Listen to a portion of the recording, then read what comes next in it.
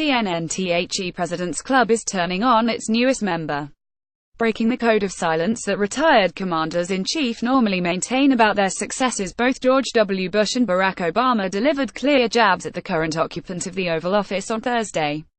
President Donald Trump, however, likely didn't feel a thing. His entire political brand stands as a living rebuke to the political establishment that both men once led and to the traditionalists who believe his behavior is eroding the prestige of the presidency itself. While neither Bush nor Obama mentioned Trump by name or referred to his claims this week that he had been more attentive to relatives of slain U.S. service members than they were, they used coincidental events to register their alarm with Trump's politics.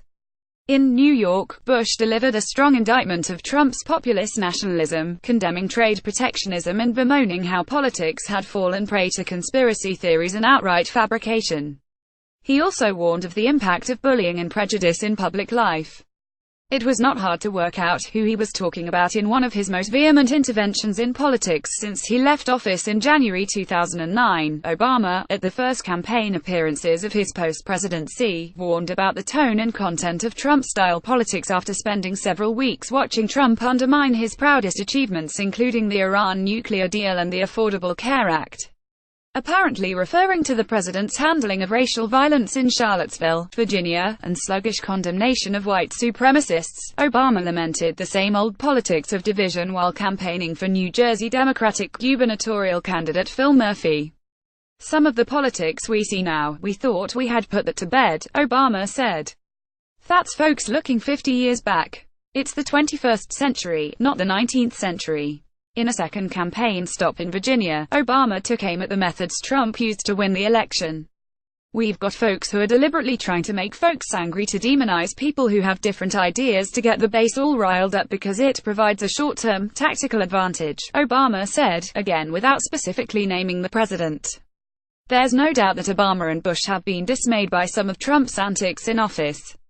Both men were deeply conscious of the messages their own conduct and rhetoric projected at home and abroad. Both spoke about how they viewed the presidency as a public trust that was theirs for a short time and was not a vehicle for personal glorification. Trump, by contrast, seems unimpressed by the conventions, heritage, and protocols of the presidency. His critics have constantly complained that he is damaging the office of the presidency itself.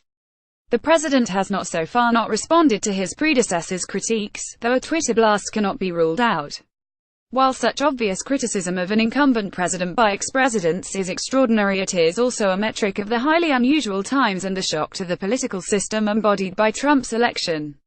Republican strategist and CNN commentator Ana Navarro noted the tradition of former presidents keeping out of the spotlight, but added, "Enough is enough. There is a lot of people that are frustrated, that are heartbroken, that are sad. It is time up to speak up and act up and have a position," she said. The political impact of the Bush and Obama criticism of Trump is likely to be limited. By definition, former presidents lacked the influence they once had. Bush's Republican Party, featuring compassionate conservatism, thwarted hopes of comprehensive immigration reform and democracy. Promotion at the point of a gun overseas is long gone. Obama's electoral coalition rewrote the rules of electoral politics in 2008, just as Trump did in 2016. Yet the 44th president was never able to transfer that magic formula to anyone else, as the failed election campaign of Hillary Clinton demonstrated. In fact, for Trump's supporters, and perhaps for the president himself, the reappearances of Obama and Bush on Thursday may have seemed less of a rebuke than validation. After all, what better endorsement could there be of an anti-establishment campaign targeting Washington elites and a broken political system, than running foul of the two previous presidents from each political party? It seems unlikely that once he leaves office he will settle into the chummy former president's club and be seen yucking it up at the President's Cup golf tournament, as Bush, Obama and Bill Clinton were recently. It's almost impossible to believe, for instance, given their history, that he will show up or be invited for the opening of his successor's presidential library. Trump also has a torrid personal history with both men, dating to his birtherism campaign against Obama, and the defanging of Bush's brother Jeb, the establishment GOP's top hope for the nomination in the 2016 race.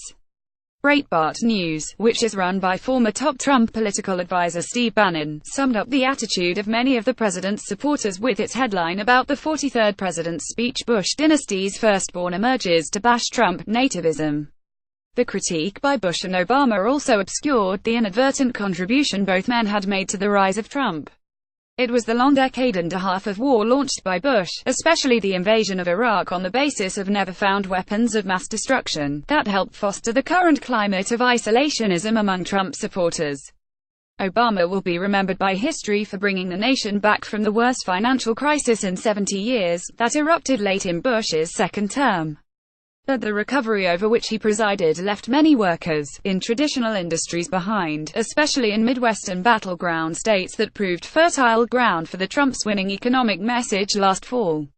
CNN's Eric Bradner contributed to this story.